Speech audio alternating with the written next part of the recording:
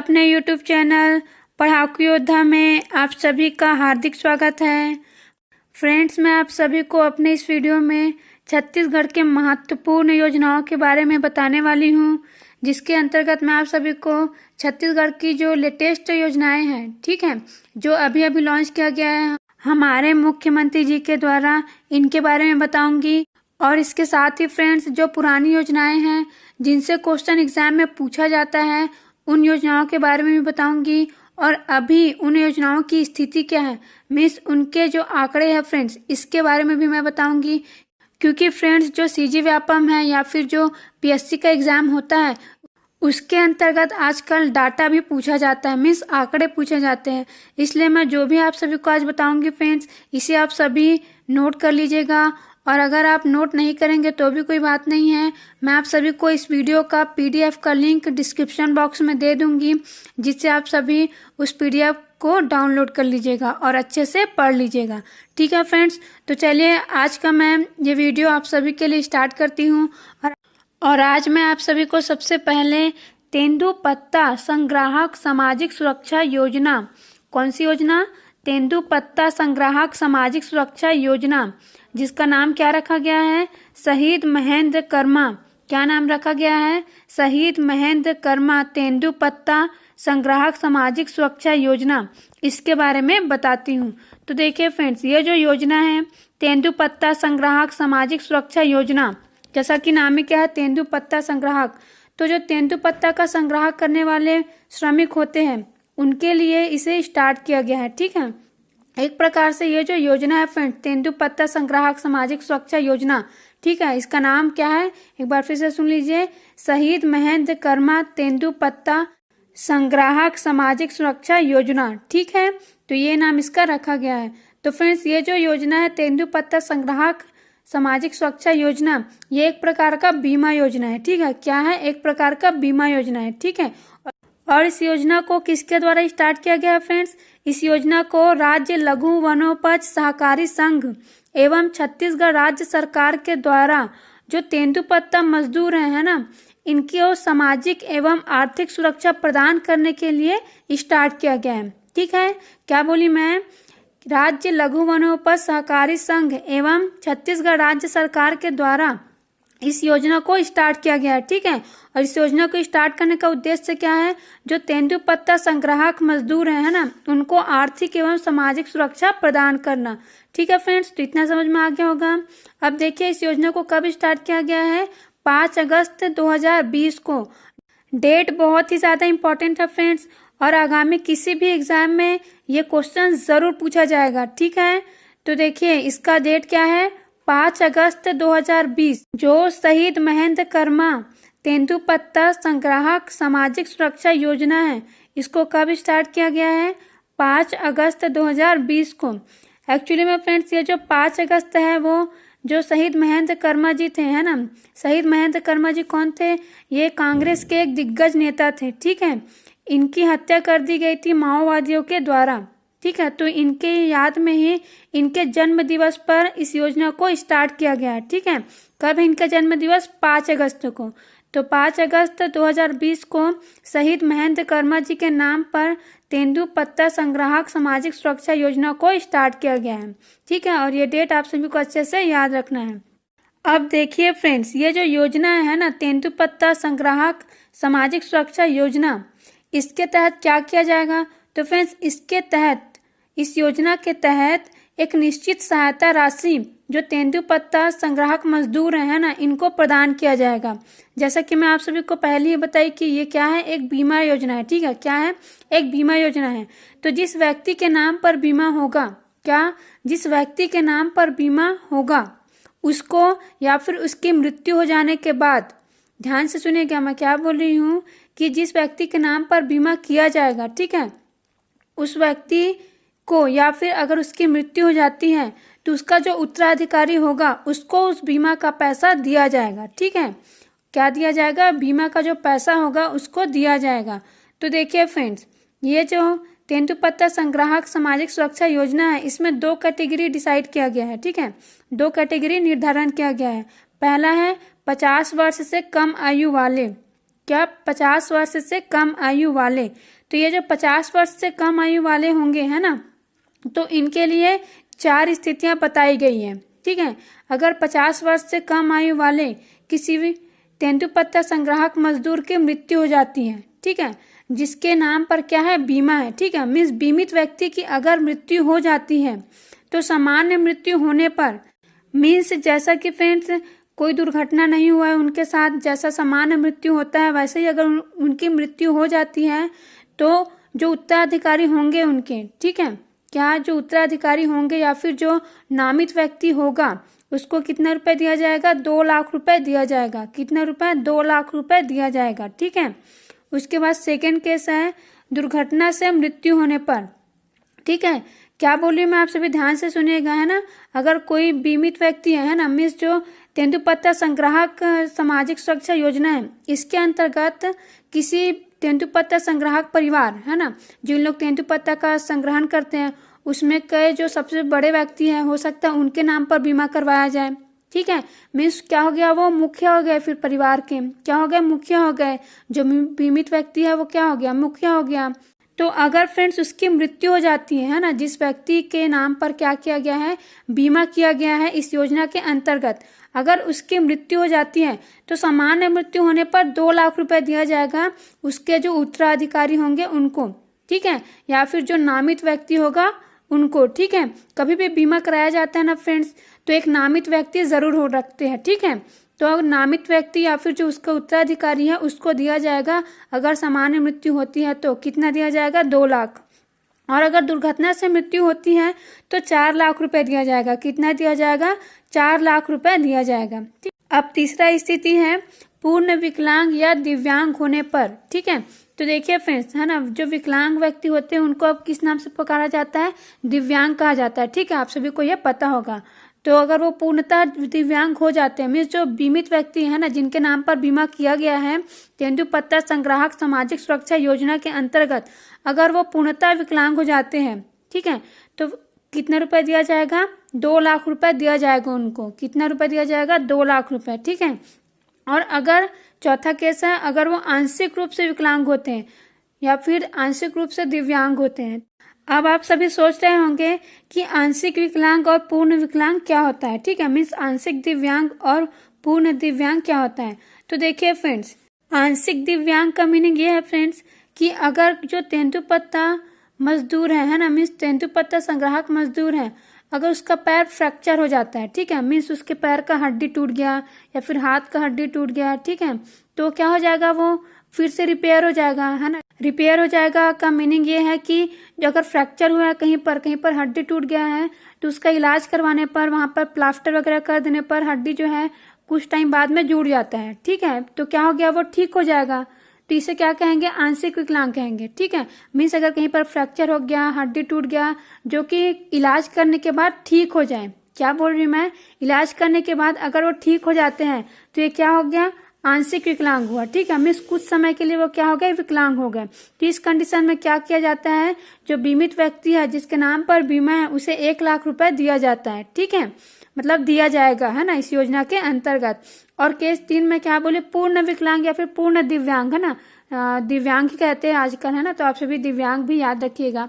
तो देखिए, अगर कोई पूर्णतः दिव्यांग हो जाते हैं, पूर्णतः दिव्यांग मीन्स जैसे कि मैं क्या बोली, फ्रैक्चर हो गया या फिर कहीं का हड्डी टूट गया, तो जैसे कि हाथ हो गया, है ना, हाथ का फ्रैक्चर हुआ या फिर हड्डी टूटा तो वो हो गया आंशिक वाला, क्योंकि उसका इलाज कराने पर, ट्रीटमेंट करवाने पर वो ठीक हो जाएगा। लेकिन वहीं पर अगर हाथ कट गया, ठीक है, क्या हाथ कट गया या फिर पैर कट गया किसी दुर्घटना में, है ना, तो क्या हो गया, वो पूर्णतः विकलांग हो गया, है ना, क्योंकि अब वो रिपेयर नहीं हो सकता। फिर से कटा हुआ हाथ जो है वो कितना भी इलाज करवाए, मतलब कुछ भी करवाए, है ना, वो वापस तो नहीं हो सकता। तो वो क्या हो गया, पूर्णतः विकलांग हो गया। ठीक है, तो इस प्रकार ये क्या हो गया, पूर्णतः विकलांग या फिर दिव्यांग, और ये जो फ्रैक्चर वगैरह हुआ है ना वो क्या हो जाएगा, आंशिक दिव्यांग। ठीक है, तो अगर पूर्णतः दिव्यांग होते हैं तो क्या होगा, 2 लाख रुपए दिया जाएगा, और आंशिक है तो फिर 1 लाख रुपए दिया जाएगा। ठीक है, ये किनके लिए था, जो 50 वर्ष से कम आयु वाले हैं।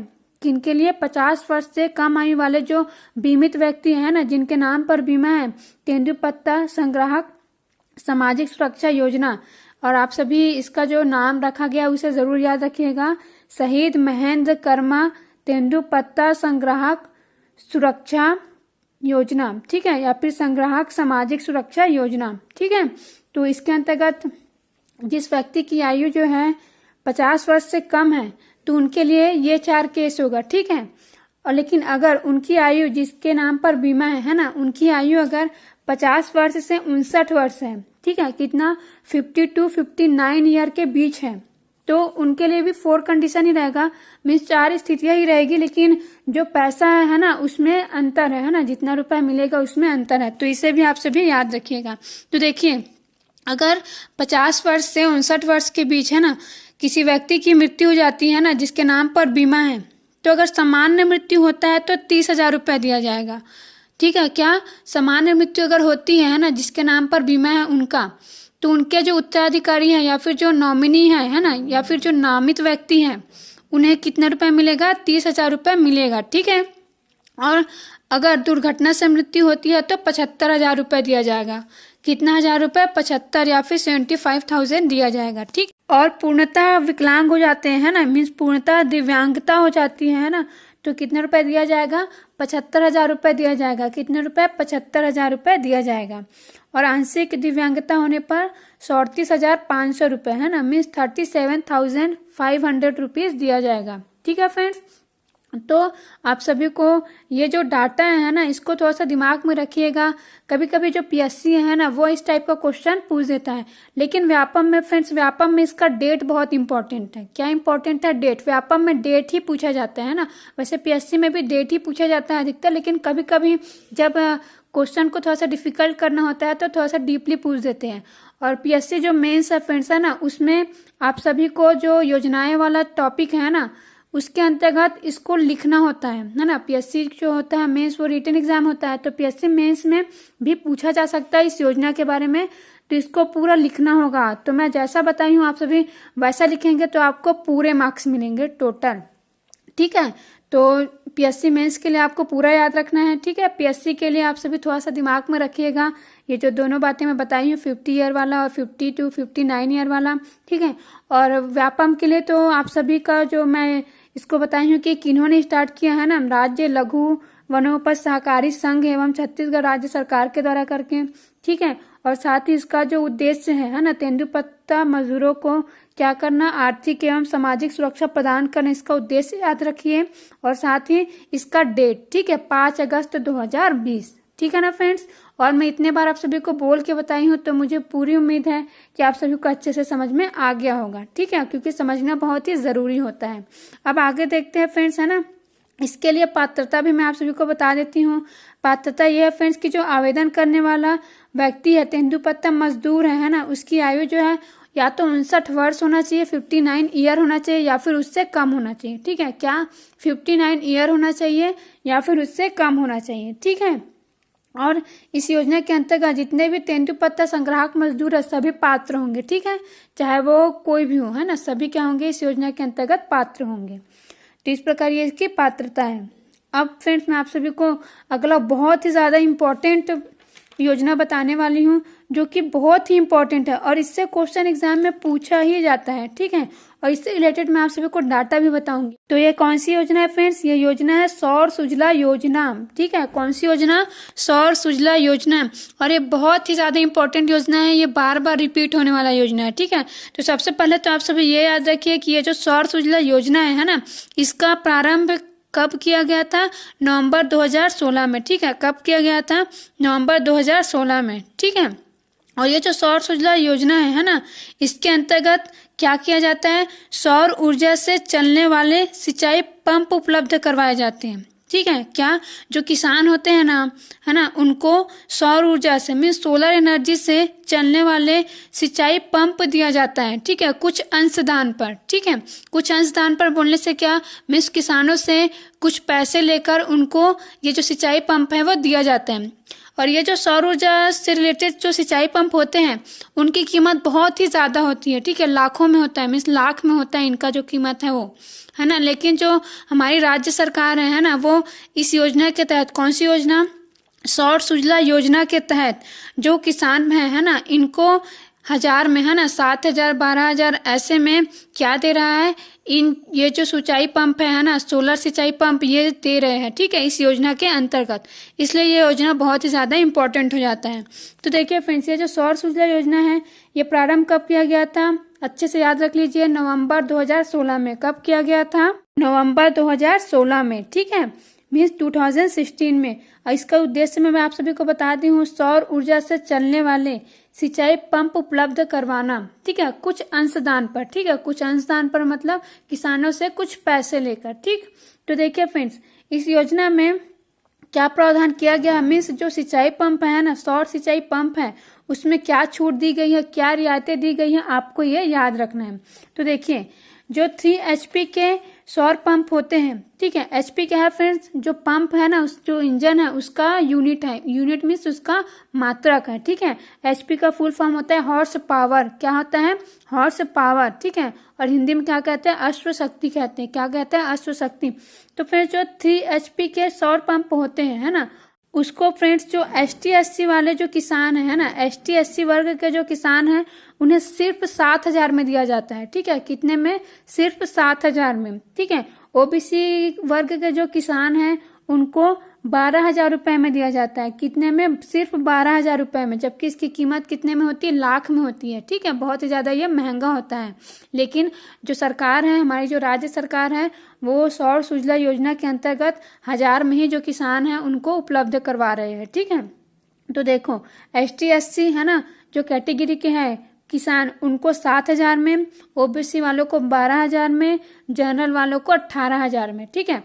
कितने के HP के पंप, 3 HP के, ठीक है, 3 HP के जो सौर पंप है ना, सौर सिंचाई पंप है, उसको उपलब्ध करवा रहे हैं, ठीक है। और ये बहुत इंपॉर्टेंट है, डायरेक्टली पूछा जाता है और पूछा जा चुका है, ठीक है, पूछा भी जा चुका है और रिपीटेड क्वेश्चन है ये, इसलिए आप सभी इसको याद रखिए।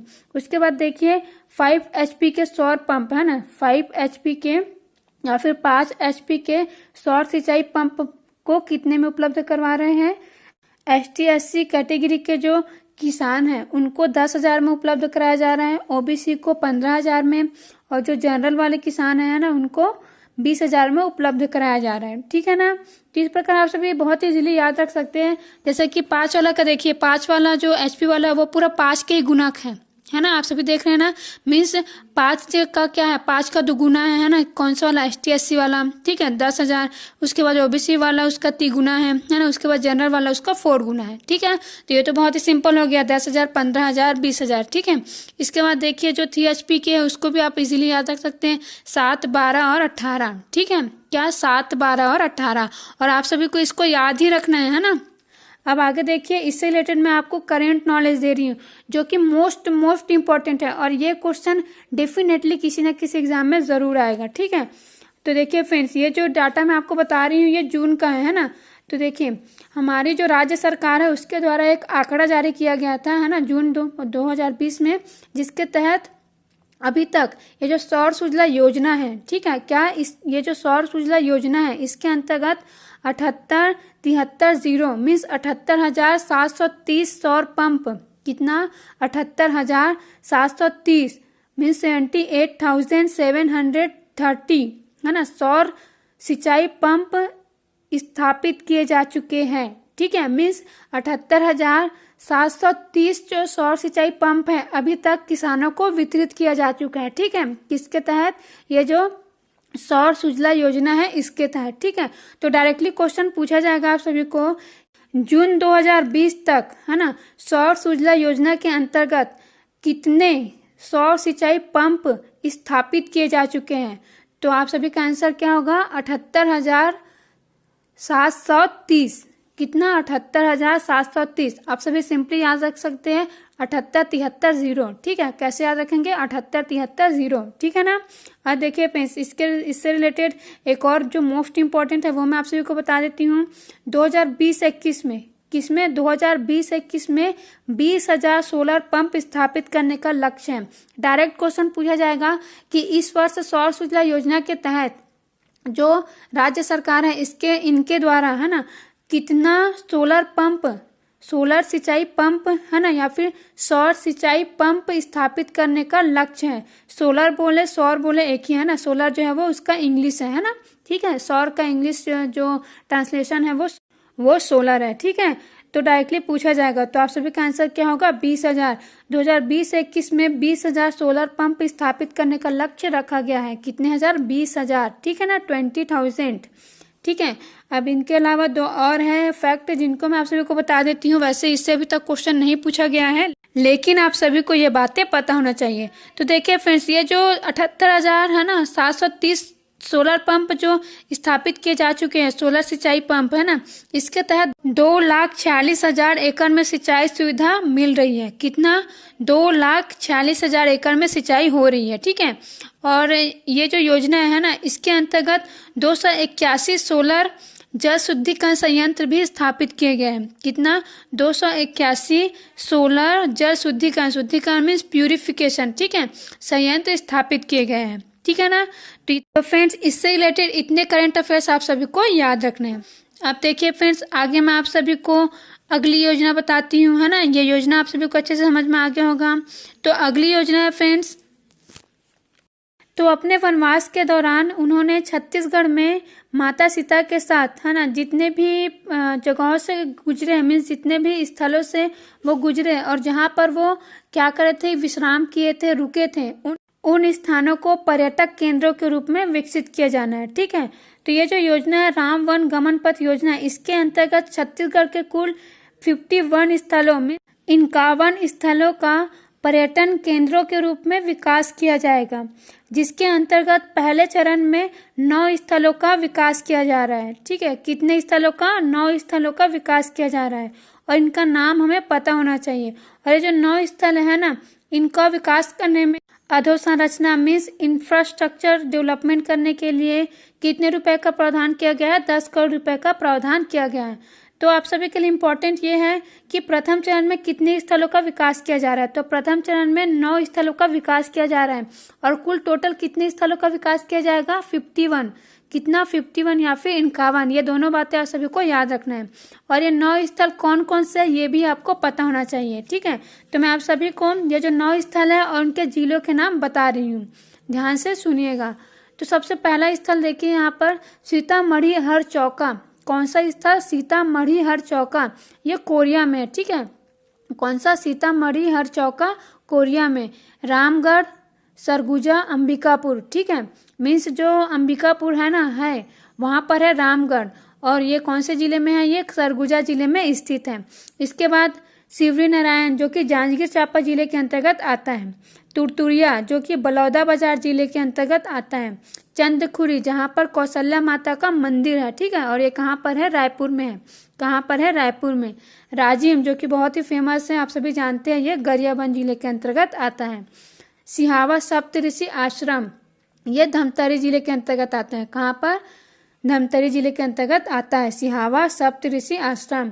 फिर जगदलपुर बस्तर जिले के अंतर्गत। फिर रामाराम, ठीक है। कौन सा? रामाराम, ये सुकमा जिले के अंतर्गत आता है। तो ये 9 स्थल जो है उसे क्या किया जाएगा? प्रथम चरण में पर्यटन केंद्र के रूप में विकसित किया जाएगा, ठीक है। तो ये 9 जो है उनका नाम आप सभी को याद रखना है। साथ ही एक इम्पोर्टेंट इससे रिलेटेड करेंट है, नॉलेज है, जिसे मैं आप सभी को बता देती हूँ। ये जो राम वन गमन पथ योजना है, इसके अच्छे से क्रियान्वयन के लिए एक कार्य योजना तैयार की गई है, जिसके अंतर्गत ये जो 9 स्थल है इनको कनेक्ट करते हुए 2260 किलोमीटर की सड़क निर्मित की जाएगी। कितने किलोमीटर का? 2260, ठीक है। कितना? 2260 किलोमीटर का सड़क निर्मित किया जाएगा, ठीक है। अब आगे देखते हैं अगला बहुत ही इम्पोर्टेंट योजना, और ये योजना है कृषक जीवन ज्योति योजना, ठीक है। कौन सी योजना है? कृषक जीवन ज्योति योजना, और ये बिजली से रिलेटेड है। अभी मैं आप सभी को 2-3 जो योजना करवाने वाली हूँ ये बिजली से रिलेटेड है, ठीक है। और ये जो योजना है इससे क्वेश्चन एग्जाम में पूछा ही जाता है, बार बार रिपीट होता है। तो सबसे पहला योजना है बिजली से रिलेटेड कृषक जीवन ज्योति योजना। तो ये जो कृषक जीवन ज्योति योजना है इसको स्टार्ट किया गया था 2 अक्टूबर 2009 को। कब किया गया था? 2 अक्टूबर 2009 को, ठीक है। और इसका उद्देश्य क्या है? राज्य सरकार द्वारा कृषकों को वित्तीय सहायता प्रदान करना, किनको, राज्य सरकार द्वारा जो किसान है उनको वित्तीय सहायता प्रदान करने के लिए इसे स्टार्ट किया गया था। ठीक है, तो देखिए इसके अंतर्गत जो पात्र किसान होते हैं, है ना, क्या इसके अंतर्गत जो पात्र किसान या फिर कृषक होते हैं उनको क्या दिया जाता है, जो बिजली का बिल होता है ना, उसमें छूट दिया जाता है। ठीक है, किस में छूट दिया जाता है, बिजली बिल में छूट दिया जाता है। जैसा कि आप सभी को पता होगा कि जो किसान होते हैं ना, वो क्या करते हैं, ट्यूबवेल्स वगैरह का यूज करते हैं, ठीक है, सिंचाई करने के लिए। तो जब वो ट्यूबवेल्स वगैरह का यूज करते हैं तो बिजली का यूज करते हैं ना, तो बिजली का यूज होने से बिजली बिल आता है। बिजली बिल जो है बहुत ही ज्यादा आता है ना, क्योंकि इसमें पंप यूज होता है, तो मोटर है, तो मोटर से क्या होता है, जो बिजली का बिल है वो ज्यादा आता है। तो ये जो बिजली का बिल आता है ना, ये जो है किसानों पर भारी ना पड़े, इसलिए जो सरकार है, राज्य सरकार, उन्होंने ये जो योजना है कृषक जीवन ज्योति योजना, इसके अंतर्गत जो कृषक है छत्तीसगढ़ के, इनको कुछ छूट प्रदान किया है। ठीक है, तो देखिए कौन सी छूट दी गई है। तो इसके अंतर्गत 3 HP कृषि पंप, कितने HP का, अगर 3 HP कृषि पंप का यूज करता है कोई किसान, कितने HP का, 3 HP कृषि पंप का अगर यूज करता है कोई किसान, तो उसे 6000 यूनिट फ्री दिया जाएगा। कितना unit, 6000 unit per year, means एक साल में अगर वो 6000 यूनिट यूज करता है तो उसका बिजली बिल उसे नहीं देना पड़ेगा, ये फ्री रहेगा। ध्यान से सुनिए, एक बार फिर से मैं बता रही हूँ, अगर कोई पात्र किसान है कृषक जीवन ज्योति योजना के अंतर्गत, वो 3 HP का कृषि पंप यूज करता है तो उसे एक साल में 6000 यूनिट फ्री दिया जाता है। कितना यूनिट, 6000 यूनिट फ्री दिया जाता है एक साल में। ठीक है, मीन्स 6000 यूनिट यूज करने तक उनको बिजली बिल नहीं देना पड़ेगा। इसी तरीके से अगर 3 से 5 HP कृषि पंप यूज करते हैं, कितना से, 3 से 5, है ना, 3 से 5 HP का अगर कृषि पंप यूज करते हैं तो 7500 यूनिट, कितना, 7500 यूनिट का जो बिजली बिल होता है वो फ्री होता है एक साल में। मीन्स 7500 यूनिट तक उनको बिजली का बिल नहीं देना पड़ेगा, ये एक साल में फ्री रहेगा। ठीक है, अब देखिए ये जो योजना है ना कृषक जीवन ज्योति योजना, इसका विस्तार किया गया अगस्त 2018 में। कब किया गया, अगस्त 2018 में। विस्तार करना का मीनिंग ये है कि इसमें कुछ और बातें जोड़ी गई हैं। अब क्या जोड़ा गया है मैं आप सभी को अभी बताती हूँ।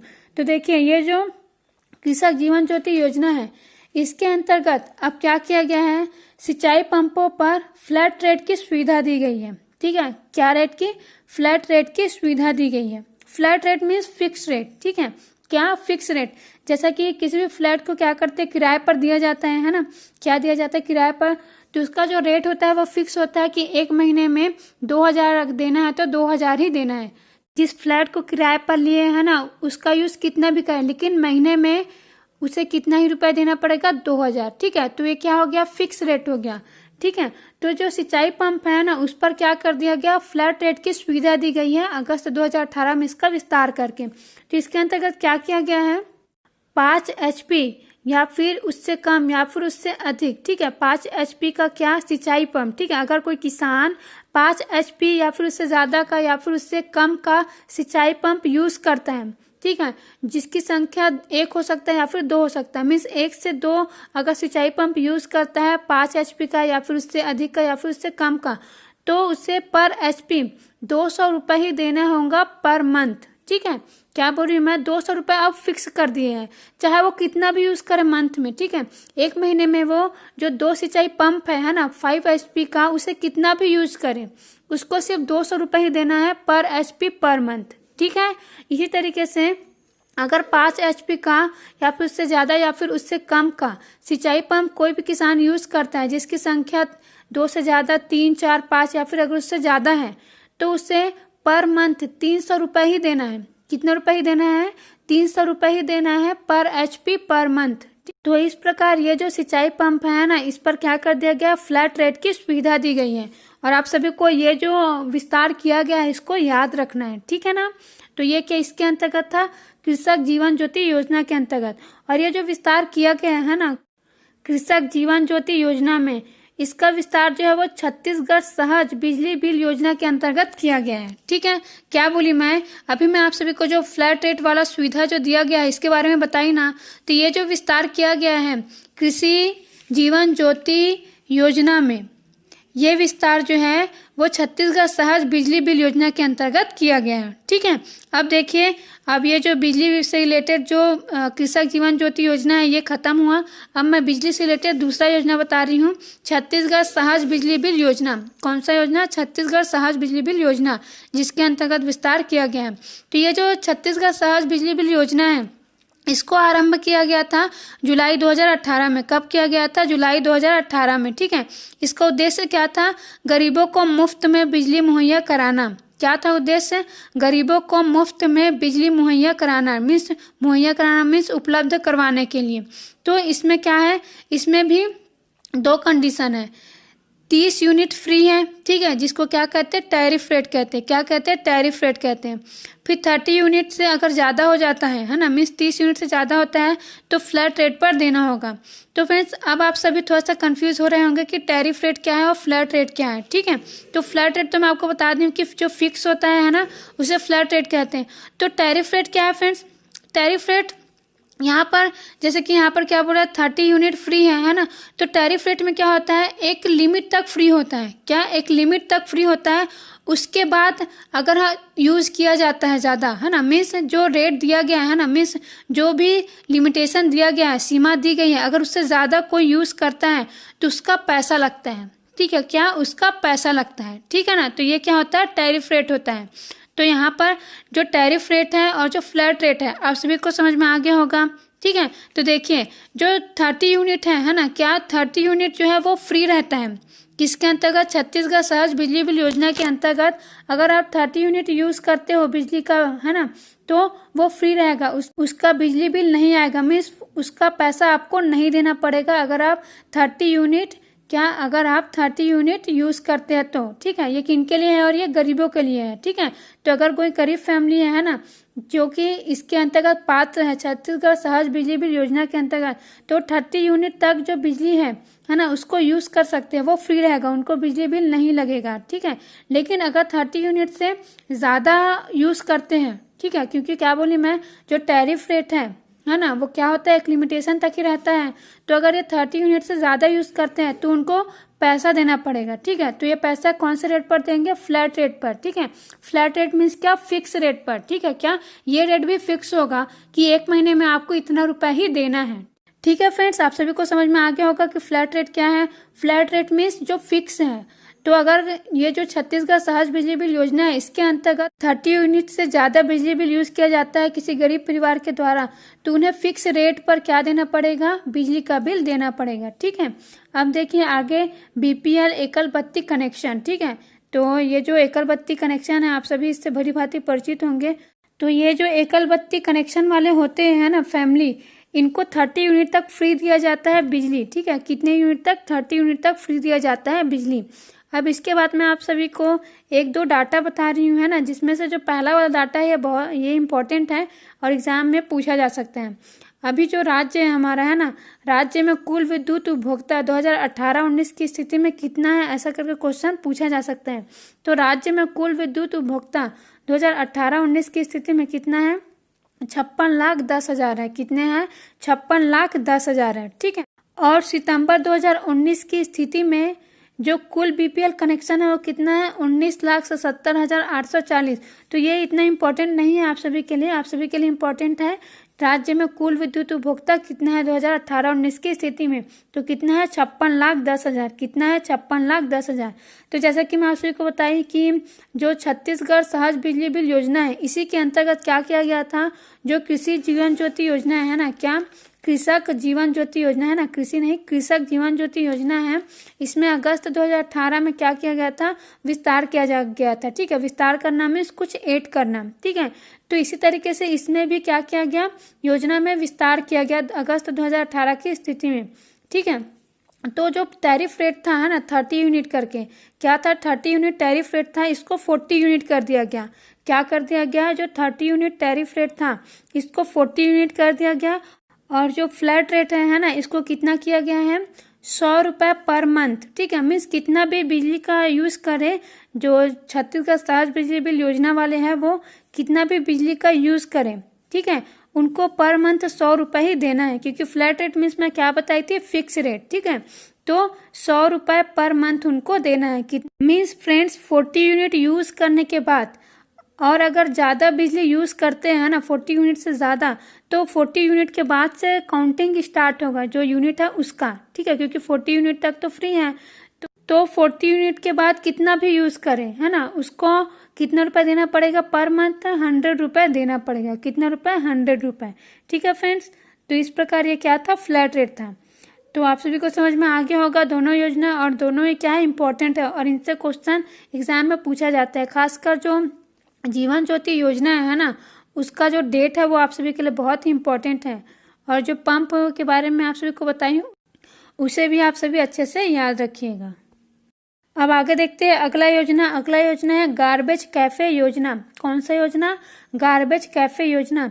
ये जो गार्बेज कैफे योजना है इसे 16 जुलाई 2019 को स्टार्ट किया गया है। कब किया गया है? 16 जुलाई 2019 को, ठीक है। और ये जो योजना है इसके अंतर्गत क्या किया जाता है? इसके अंतर्गत 1 किलो प्लास्टिक कचरा लाने पर मुफ्त भोजन दिया जाएगा। कितना? 1 किलो प्लास्टिक कचरा लाने पर मुफ्त भोजन दिया जाएगा। इसी तरीके से आधा किलो अगर प्लास्टिक कचरा लाया जाता है तो मुफ्त भरपेट नाश्ता दिया जाएगा। कितना? मुफ्त भरपेट नाश्ता दिया जाएगा। मिस ये जो योजना है फ्रेंड्स, एक्चुअली में जो प्लास्टिक के कचरे हैं ना, जो कि इधर उधर क्या है बिखरे हुए हैं सारी जगहों पर, उनको इकट्ठा करने के लिए, और साथ ही जो नगर निगम में है ना, मीन्स जो भी शहर है वहाँ पर जो भी गरीब लोग हैं या फिर जो ऐसे घूमते रहते हैं कुछ लोग है ना, और पैसे मांगते रहते हैं दूसरों से, है ना, गरीब है ऐसा करके, तो उनके लिए इसको स्टार्ट किया गया है जिससे इन सभी को क्या मिले? खाना मिल जाए, है ना, भर पेट। इसके लिए इसको स्टार्ट किया गया है, क्योंकि फ्रेंड्स इन लोग को पेट भर खाना भी नहीं मिलता है ना, और फ्री में अगर खाना दिया जाता है तो ये भी गलत है। तो कुछ काम करा करके खाना दिए जाने का प्रावधान इसमें किया गया है, ठीक है ना। तो इस प्रकार ये जो गार्बेज कैफे योजना है ना, इसमें क्या किया जाएगा? जो प्लास्टिक कचरे हैं इसको जो भी घुमंतु लोग हैं ना, गरीब लोग हैं, वो इकट्ठा करके जमा करेंगे। कहाँ पर फ्रेंड? जो गार्बेज कैफे बना होगा नगर निगम में, वहां पर जब ये जमा करेंगे तो इनको भर पेट खाना दिया जाएगा अगर 1 किलो प्लास्टिक कचरा जमा करते हैं, और अगर आधा किलो जमा करते हैं तो नाश्ता दिया जाएगा, ठीक है। और ये जो योजना है ना गार्बेज कैफे योजना, इसी से रिलेटेड मैं आप सभी को एक इम्पॉर्टेंट फैक्ट बता रही हूँ जो बहुत ही ज़्यादा इम्पोर्टेंट है।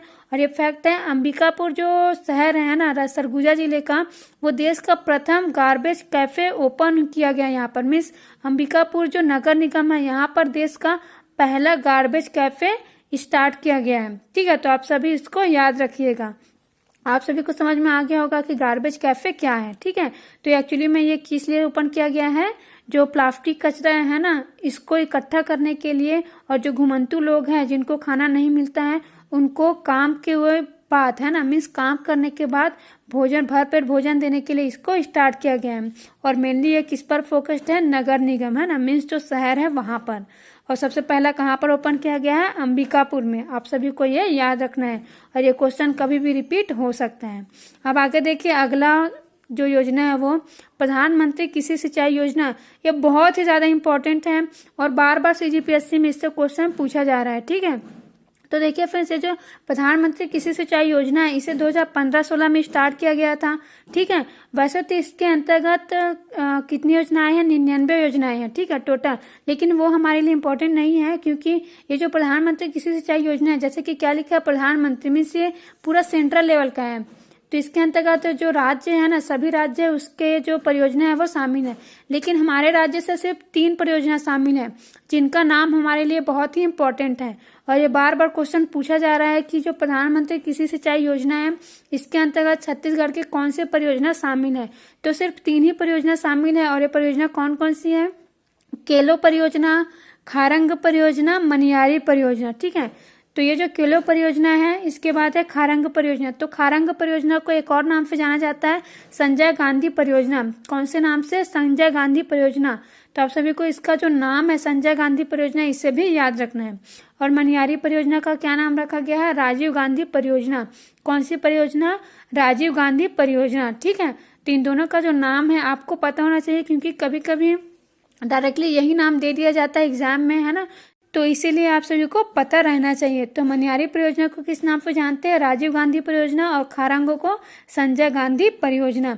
और ये जो 3 परियोजना है, केलो, खारंग, मनियारी, कौन कौन सा? केलो, खारंग, मनियारी, ये जो परियोजना है वो प्रधानमंत्री कृषि सिंचाई योजना के अंतर्गत शामिल है। आगे इम्पोर्टेंट योजनाएं बताने से पहले फ्रेंड्स, मैं आप सभी से कहना चाहती हूँ कि फ्रेंड्स, अगर आप सभी को मेरा ये वीडियो अच्छा लग रहा हो तो कृपया मेरे इस वीडियो को लाइक ज़रूर करें और ज़्यादा से ज़्यादा शेयर करें और कमेंट ज़रूर करें, क्योंकि आप सभी कमेंट करेंगे तभी मुझे पता चलेगा कि आप सभी को समझ में आ रहा है कि नहीं, मैं जो पढ़ा रही हूँ वो। ठीक है फ्रेंड्स, तो कृपया कमेंट ज़रूर करें, इसी से ही मुझे पता चलेगा। और साथ ही फ्रेंड्स, शेयर भी ज़रूर करिएगा, और जो नए बच्चे हैं वो हमारे इस यूट्यूब चैनल को सब्सक्राइब भी ज़रूर करिएगा। अब आगे देखते हैं फ्रेंड्स अगला योजना है मुख्यमंत्री सुगम सड़क योजना। ये जो मुख्यमंत्री सुगम सड़क योजना है ये अभी स्टार्ट किया गया है 2020 में, है ना, मीन्स जून में स्टार्ट किया गया है, 19 जून 2020 में। कब? और इसका उद्देश्य क्या है? शासकीय जो भवन है, शासकीय जो कार्यालय है और जो सार्वजनिक स्थल है उनको 12 सड़कों से जोड़ना। इसके बाद आगे देखते हैं राजीव गांधी किसान न्याय योजना। क्या? राजीव गांधी किसान न्याय योजना। ये जो राजीव गांधी किसान न्याय योजना है इसे आरंभ कब किया गया है? 21 मई 2020 को। ये डेट बहुत ही ज़्यादा इम्पोर्टेंट है, ठीक है। कब आरंभ किया गया है? 21 मई 2020 को। और इसका उद्देश्य क्या है? जो न्यूनतम समर्थन मूल्य मीन्स जो मिनिमम सपोर्ट प्राइस होता है, जैसे कि धान का होता है, मक्का का होता है, गन्ना का होता है, ठीक है। तो जो मिनिमम सपोर्ट प्राइस है उसके अंतर की राशि को प्रदान करना। क्या? मिनिमम सपोर्ट प्राइस मीन्स न्यूनतम समर्थन मूल्य की जो अंतर मीन्स डिफरेंस की जो राशि है उसको प्रदान करना। तो आप सभी को पता होगा कि जो हमारे सीएम है ना, उन्होंने चुनाव के दौरान क्या किया था? सीएम बनने से पहले ये घोषणा किया था कि जो किसान है उनसे धान को 2500 रुपये प्रति क्विंटल में खरीदेगी, ठीक है। किन्होंने घोषणा किया था? राज्य सरकार, है ना। तो ये जो अंतर की राशि में जो केंद्र सरकार है उनके द्वारा हर साल क्या किया जाता है? न्यूनतम समर्थन मूल्य निर्धारित किया जाता है, ठीक है। तो 2019-20 में कितना था? धान का मूल्य 1815 रुपए था, ठीक है। जो सामान्य है उसका कितना था? 1815 रुपए। और जो ए ग्रेड वाला धान था उसका कितना था? 1835 रुपए, ठीक है। लेकिन जो राज्य सरकार है उन्होंने क्या घोषणा किया कि जो धान है उसको 2500 रुपए प्रति क्विंटल में मतलब खरीदेगी। कितने में? 2500 रुपए प्रति क्विंटल में खरीदेगी। और जो न्यूनतम समर्थन मूल्य है वो कितना है? 1815, ठीक है। और जो ए ग्रेड वाला है वो 1835। तो ये जो डिफरेंस है ना 2500 में और जो 1815 में, तो इसकी जो राशि है, ठीक है। तो देखिए 1815 और जो 2500 है इसमें कितना डिफरेंस होगा? 685 रुपए, ठीक है। कितने का डिफरेंस होगा? 685 रुपए। और अगर ए ग्रेड वाले में देखेंगे, है ना, तो उसमें कितने का आएगा? 665 रुपए का। कितने का? 665 रुपए का। तो ये जो डिफरेंस की राशि है ना, इसी को ही प्रदान करने के लिए, क्या ये जो अंतर की राशि आई है ना, इसी को ही प्रदान करने के लिए जो राजीव गांधी किसान न्याय योजना है इसको स्टार्ट किया गया हमारे सीएम जी के द्वारा, ठीक है। और कब स्टार्ट किया गया? ये मोस्ट इम्पोर्टेंट है, डेट को अच्छे से याद रखिए। 21 मई 2020 को। कब स्टार्ट किया गया है? 21 मई 2020 को, ठीक है। अब देखिए ये जो योजना है ना, इसके अंतर्गत ये जो अंतर की राशि है इसे 4 किस्तों में दिया जाएगा। कितने किस्तों में? 4 किस्तों में, ठीक है। कितने किसानों को? 19 लाख किसानों को, ठीक है। वैसे तो किसानों का जो संख्या है वो नहीं पूछा जाएगा, लेकिन ये जरूर पूछा जा सकता है कि राजीव गांधी किसान न्याय योजना के अंतर्गत कितने किस्तों में जो अंतर की राशि है ना, न्यूनतम समर्थन मूल्य की जो अंतर की राशि है उसे दिया गया। तो आपको पता होना चाहिए कि 4 किस्तों में दिया गया है। कितने किस्तों में? 4 किस्तों में, ठीक है। और देखिए जैसे कि मैं आप सभी को धान का एग्जाम्पल देके बताई, तो इसी के अंतर्गत ये जो योजना है राजीव गांधी किसान न्याय योजना, इसमें 3 फसल शामिल है ना। और फसल का नाम आपको पता होना चाहिए, धान, है ना, धान, मक्का और गन्ना। कौन कौन सा? धान, मक्का और गन्ना, ठीक है। तो ये जो फसल मैं आपको बताई हूँ तीनों फसल का नाम आपको पता होना चाहिए। कौन कौन सा? धान, मक्का और गन्ना, ठीक है फ्रेंड्स। अब आगे मैं आप सभी को एक लास्ट योजना बता रही हूँ, है ना, जो भी आप सभी के लिए इम्पोर्टेंट है और आप सभी इससे भली भांति परिचित है, ठीक है। और ये योजना कौन सी है? गोधन न्याय योजना। कौन सा योजना? गोधन न्याय योजना। और इस योजना को हर कोई ज़रूर जानता है। लेकिन आप सभी के लिए सिर्फ योजना को जानना इंपॉर्टेंट नहीं है ना। ये जो योजना है गोधन न्याय योजना, इसे किसने स्टार्ट किया है ना, कौन से मंत्रालय के द्वारा स्टार्ट किया गया है, ऐसा क्वेश्चन एग्जाम में पूछा जाता है। तो ये जो गोधन न्याय योजना है इसे कौन से मंत्रालय के द्वारा स्टार्ट किया गया है? कृषि एवं जल संसाधन मंत्रालय। कौन से मंत्रालय? कृषि एवं जल संसाधन मंत्रालय। ठीक है। और कब स्टार्ट किया गया है? 20 जुलाई 2020 को। कब? 20 जुलाई 2020। मीन्स इस दिन क्या था? हरेली था। ठीक है। क्या था? जो छत्तीसगढ़ का प्रथम त्योहार है हरेली है ना, वो था, है ना। तो 20 जुलाई 2020 को इसे स्टार्ट किया गया हरेली के दिन। और इसके अंतर्गत क्या प्रावधान है? 2 रुपए प्रति किलो में गोबर खरीदी की जाएगी। ठीक है। क्या? 2 रुपए प्रति किलो में गोबर खरीदेगी जो सरकार है वो। और कैसे खरीदेगी? जो गोठान बनाया गया है ना, गांव में शहर में जो गोठान बनाया गया है वहां पर खरीदेगी। ठीक है। और साथ ही ये जो गोबर है उसको खरीद करके क्या किया जाएगा? इसका वर्मी कंपोस्ट खाद बनाया जाएगा और इसे 8 रुपए प्रति किलो में बेचा जाएगा। कितने रुपए में? 8 रुपए प्रति किलो में बेचा जाएगा। ठीक है फ्रेंड्स। तो इतना आप सभी के लिए ये इम्पोर्टेंट है। तो फ्रेंड्स मैं आप सभी को बहुत ही इम्पोर्टेंट योजनाएं बता दी हूँ आज। तो इतनी योजना फ्रेंड्स आप सभी को याद रखना है। Thank you friends.